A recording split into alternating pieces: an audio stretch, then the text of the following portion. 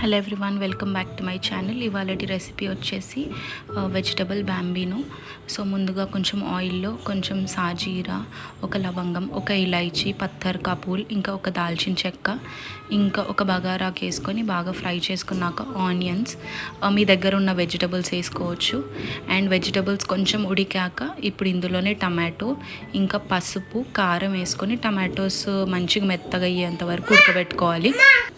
ఇప్పుడు టమాటోస్ మెత్తగా అయ్యాక ఇందులోనే 2 గ్లాసెస్ ఆఫ్ వాటర్ పోసుకున్నాను, ఎందుకంటే నేను ఇది 2 మెంబర్స్కి చేస్తున్నాను. సో 1.5 కప్ బ్యాంబీనోకి 2 గ్లాసెస్ ఆఫ్ వాటర్ పోసుకున్నాను. వాటర్ మరిగాక కొత్తిమీర, పుదీనా వేసుకొని ఇందులోనే బ్యాంబీనో వేసేసుకొని టేస్ట్కి తగ్గట్టు సాల్ట్ వేసేసుకొని మొత్తం దగ్గరికి అయ్యేంత వరకు ఉడకబెట్టుకోవాలి, ఒక 5 minutes మీడియం ఫ్లేమ్లో. So simple and easy Bambino ready అయిపోయిందండి. ఇలాంటి మరిన్ని వీడియోస్ కోసం ప్లీజ్ డూ లైక్, షేర్.